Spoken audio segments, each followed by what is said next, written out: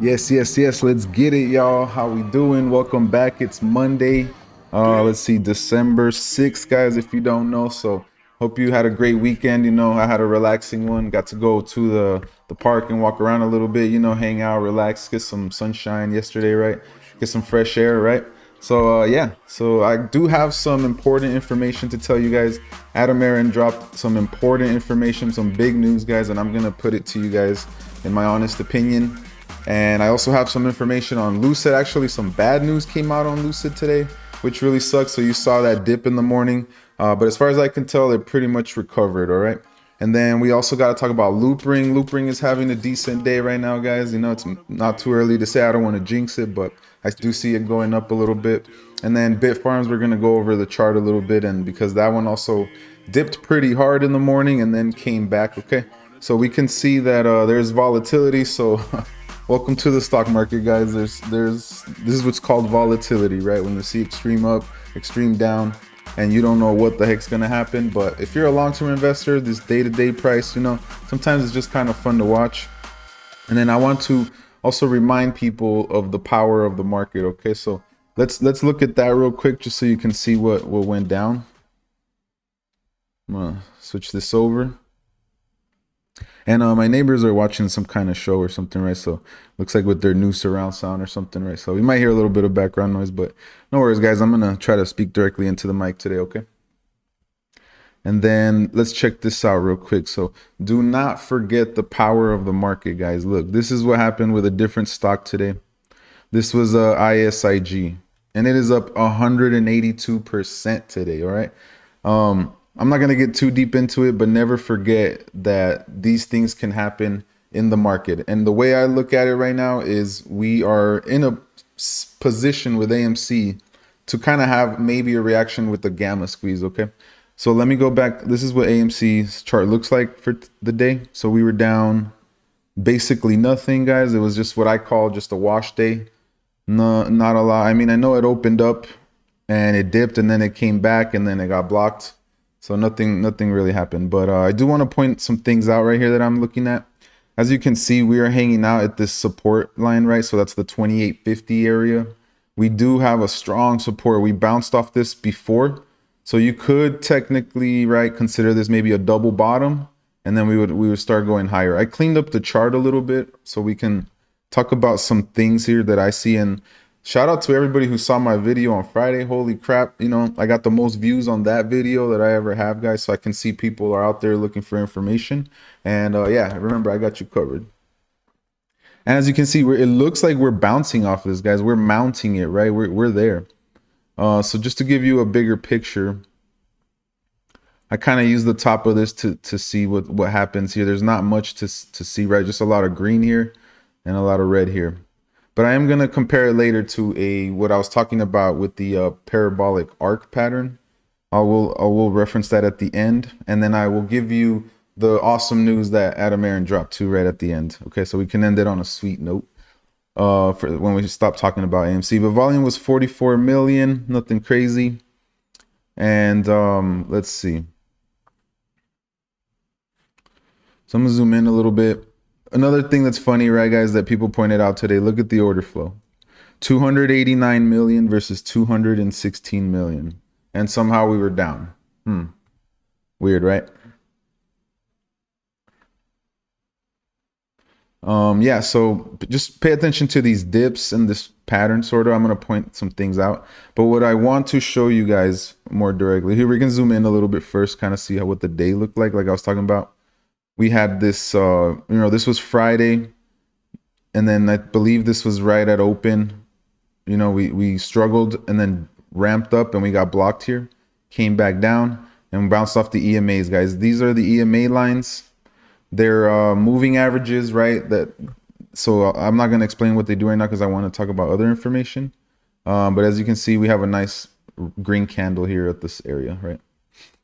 And this, of course, looks like a ladder attack with the 1, 2, 3 down to me.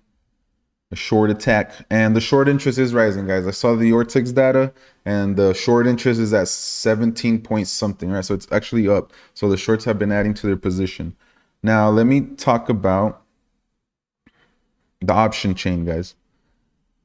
The option chain right now is heavily loaded for a couple weeks, guys, all the way basically until January 21st is what I saw, right? So what this has to do with is you can look at this as gas, right? If the price starts to run up and the market makers have not hedged for these, if they don't have the shares they need to cover, right? I'm pretty sure that they don't have anything above right now, maybe 45, maybe at the 40. You see the volume here? Anything above this is probably they don't have the shares. They sold the contracts, but they probably, in my opinion, do not have the shares to cover them. Okay, so if this any sort of price action that we see to the upside, guys, can start moving this thing, right? Because there's a lot of volume. And what I mean by this, look, guys, I'm gonna right here, you got to pay attention to this all the way up until January 21st. 353,000. You have to multiply this times 100, guys. Each one of these represents 100 shares, right? So if you look at this, any sort of price movement, guys, that we see now to the upside, we have a big potential for a gamma squeeze this week, next week, all this, right, all the way up until here, and we'll see the volume change as it goes, right? But that's one potential. Oop, I don't want to do a spoiler there. I almost spoiled it right there for the big news, guys. But look, key takeaways from failure. What is a failure to deliver? First off, right? I'm going to explain to you what I noticed over the weekend with failure to delivers. And what it is when one of either the buyer or the seller is not being able to meet one's trading obligations. So there's a problem in the transaction where in the case of the buyers, it means not having the cash. And in case of the sellers, it means not having the goods. The reckoning of these obligations occurs at trade settlement. Failure to deliver can occur in derivative contracts when selling short naked. Whatever the ape's been talking about, naked shorting this whole time. That's funny. It just pops up right there, right? So what I noticed over the weekend, guys, pay attention to this. This is the date when there was the problem with the FTD, the original date. Right? And if they do not cover that, then they have what's called the T plus 35. They have 35 days from the transaction to cover that failed to deliver. Technically, is what the rules say, sorry. So what I noticed, look, do you notice there's on the 9th, right? This is on Wednesday, I think. Yeah, on Wednesday. We're going to see hopefully some volume come in because they have to cover these 4 days starting on the 9th, 10th, 13th, 14th, 15th. That is the 35th day after the transaction that there was the problem with it, right? And this was the price, right? So instead of them covering at that price, what's the price right now? $28.85. So now they don't have to cover it at this price. They have to cover it at $28.85. So they save themselves some money, okay, by doing that, right? That was their whole strategy. You know, why is AMC down 21% the past week? Part of it is having to do with stuff that isn't settled yet, right? So I wanted to just point that out, guys. That's something that can give us fuel to jump up to the levels that we need to. Now, max pain, has to do with the options chain as well. Max pain is the max pain price, is the strike price with the most open option contracts and puts and calls. And it is the price at which the stock would cause financial losses for the largest number of option holders at expiration, guys. So that means that the people who wrote these contracts make the most money when the option holders, their stuff expires worthless, right? They make the money. And that's what has been happening. You know, unfortunately, last week there was potential, but the price went down. If it would have gone up, that could have been dangerous. What I'm saying is there's a lot of potential here, guys, to follow my theory that I put out Friday, that I'm talking about this pattern, guys. This pattern right here, this parabolic arc pattern. What I refer to is you have this run up, a dip, a comeback, a dip, a comeback, and then what happens? A massive drop, guys. And then it comes right back to here. Okay. Now look at this chart. This is from Friday. I'm going to give you the updated one right now, but I just want to point out the same thing. You have your jump up, you have a dip, you have your dip, comes back. So this was the comeback. Another dip, and then a massive dip. What happened? A massive dip that brings it right back to where it all started. Where did this start? Right here. 2850, guys. That's why we're hanging on at 2850. And then what happens? You see a huge push. This is what the options chain can do for us with any sort of movement to the upside right now, right? And if you agree with me, then tell people. Like on Friday, it seems like people were digging this theory because I'm literally showing you the numbers and the data, right? I'm not making this up, guys. I'm just pointing things out to you. Now we can go back to the chart. I also have this open. This is on Webull, but I'm going to show you guys on another platform. I believe, is it here? Right here. So this is TradingView. And as you can see, it's just a clean chart. That way you can see the parabolic arc pattern. So now we're back here. What I expect if this is playing out because of the good news that just came out, guys, that I'm going to drop on you guys right now. If you don't know by now, but it's awesome news from AMC, coming directly from AMC. If we see a rip, guys, we're going to go right back to this level right here, right? This $50 range alone, just with the options chain alone with the volume, guys. If FOMO kicks in, if the shorts cover or anything like that, guys, we're gone, right? In my opinion, we're gone. There's potential because of the options chain. There's so much volume, guys. There's a lot of calls that if they run in the money, and then max pain is where usually the market makers want to get that price at. By Friday, they want it to end at $32. So anything above that, guys, is bad for them because right now there's more calls telling by this than puts, right? More people are buying calls. There's huge volume right here, look. And there's barely any. So yeah, here's another one for this. This is for this week. As you can see, people are buying calls. And then if we jump out to that January 21st, it's insane, guys. Look at the amount of calls that are open right now. There's a ton, right? And now for the big news with AMC, guys. This is what I mean. So yesterday he was out and about at the Grove in LA, right? He did a fan meet and people went to say what's up to him and take pictures and whatnot, right? So that's pretty cool. But this is the main news he dropped today. Given AMC Spider-Man's NFT success, our first ever NFT, I am thrilled to announce our second NFT already, right? Because of the success and the stock price went down. Remember that. All self-identified AMC shareholders, guys, this is all self-identified shareholders. So members of AMC Investor Connect and those who enroll by December 31st will get this handsome NFT for free per one member. This is what we wanted, right? This is what we asked for, guys. If he's giving us the potential here, coming directly from AMC, all you have to do is you go to the website, you sign up for the Investor Connect program. It's free. Think about it this way. They're issuing an NFT to all the shareholders. He's trying to collect some sort of data here, right? Some sort of data. If you sign up, he will have the information that you're holding shares. So he's going to collect. What if all of a sudden we have, and he's saying worldwide, guys, this is a specific reason why it's a worldwide thing. And I'll go back to here. Right, so you get the free NFT. Here's the rules. Go to this Twitter and look at what it is here, okay? He's giving you all the information, guys, on the NFT.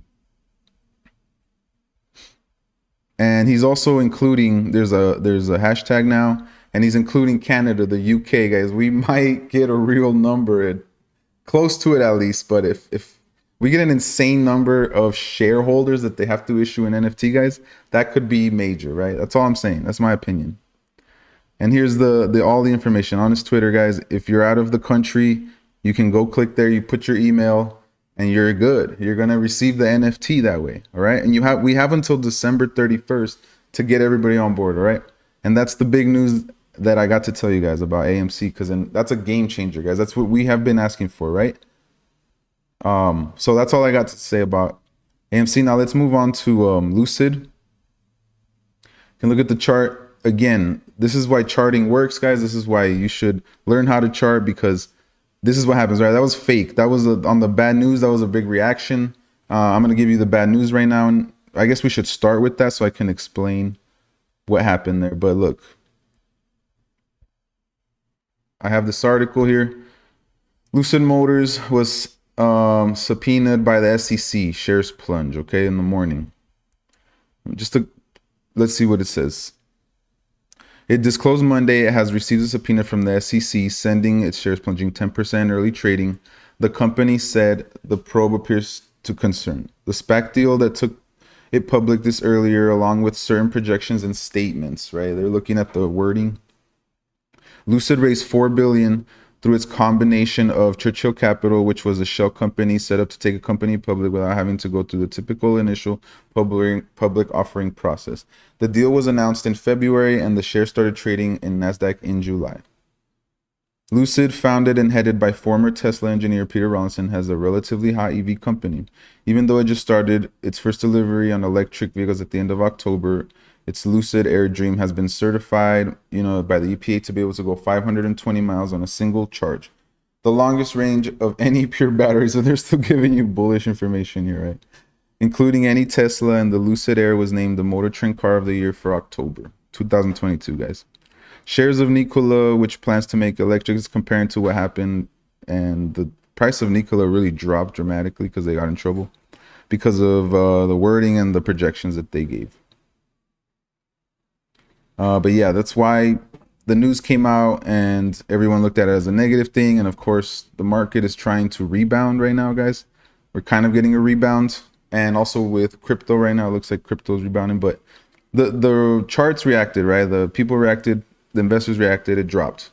Now, there's a reason why it bounced off of this line right here. As you can see, there was large institutional. They probably picked up a lot of shares here, guys, at $40. They're trying to accumulate as well for the long run, right? If you follow me, you know that this is more of a long-term play. And it came right back to this area, right, for a reason. Now, this is the 10-minute chart. Let's check out the 2-minute real quick. And yeah, it's hanging out at this support. The orders there were pretty even on the medium and the small, okay? We can go zoom out to the daily. Volume was high actually at 103 million. And as you can see, that big green candle, that was the bounce. Now tomorrow, what we're looking for, guys, is it for it to come back to its comfortable zone. I would say it's trying to find this channel, and I think it's getting comfortable in this area, right? So it's like, that's why we draw these trend lines, guys. Look, this is the master support line. If it would have broke this, that would have been big trouble, right? But it actually bounced off that, got a lot of support, and it moved its way back up to, like, I think the most comfortable price that it's at right now is 45, that range, 45 to 50. It seems to be wanting to trade in that zone, in my opinion. All right, so that's just what happened with Lucid. That's all I could find. And when bad news comes out, usually, and it reacts, and when good news comes out, so we'll see. We'll have to see. We'll have to stay with it, see what happens. All right. If you're bearish, then the next support, right, it would have to break the $40 support in order for it to come down lower than that. But as we got a bounce today, so that's actually pretty bullish. Bitfarms, guys, we can move on to Bitfarm real quick. Yeah, it's in a downtrend, as you can see. It got us a bounce here. Today it was pretty dramatic, I would say, right, in the trading day for Bitfarm. 10 million volume, and now it's up. It's even up more. So this thing really, really moves with Bitcoin, guys. Remember that. So keep that in mind, because we had that crypto crash. So this, of course, had its own crash, right? In the morning, it was down. Let me check. In the morning, it was down 13%. And now basically it's even, guys, right? Dead. It was just a wash. And why is that? Because of Bitcoin, the crypto crash, and you had this gap down. You see this, take this as a learning experience, like I've been talking about. When you when you learn charting, this is a gap down, so that gap most likely will be filled, right? So if you got out a few days ago, if you sold or something up here, right now would be a good time to get back in. This would have been a bounce, right? You would have got shares for cheap and you would have already been making some profit. I don't have any news on them. We can just take a look at the order flow real quick, see what was going on there. See that in the morning, that's what caused this drop most likely, is the big 3.18. Sorry. Medium 9.71, 7.48 on that side. It looks like a lot of small orders. Look, 4.36 versus 2.84. So that could possibly be retail, loading up on those shares. But other than that, we're going to probably trade on this support, guys. And we want to see, if we get any bullish news here soon. We're at $6.30 right now with Bitfarm. For some reason, look at that, 4%. Maybe some news came out, guys. Let's see. 2 hours ago. Bitfarms, bulls buy the dip. There you go. Talking about how people were buying the dip, right? So because people are not done with crypto, guys, it was probably the big whales. If you did research, it was most likely the big whales that were doing this kind of stuff. And it was also based on leverage, guys. So that can help me now move on to what I was wanting to say about Loopring. It recovered, right? Crypto's on its way back up for now, at least. And we're at 231 right now, up 14.91 for the day, guys. And we are still down from this support that we were holding, the 270.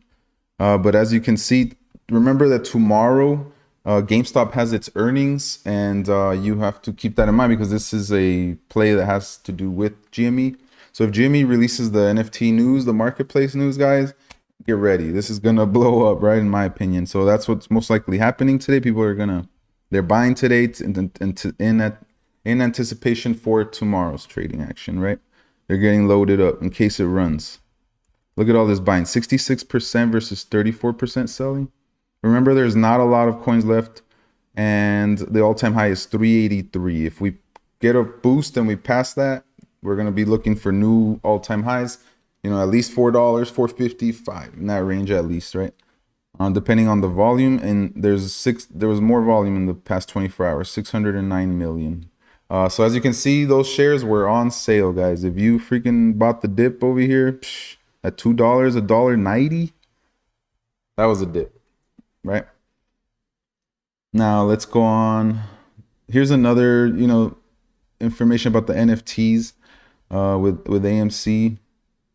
And okay, here we go. This Loopring article that I want to point out today. So why is Loopring up over 620% since the start of October?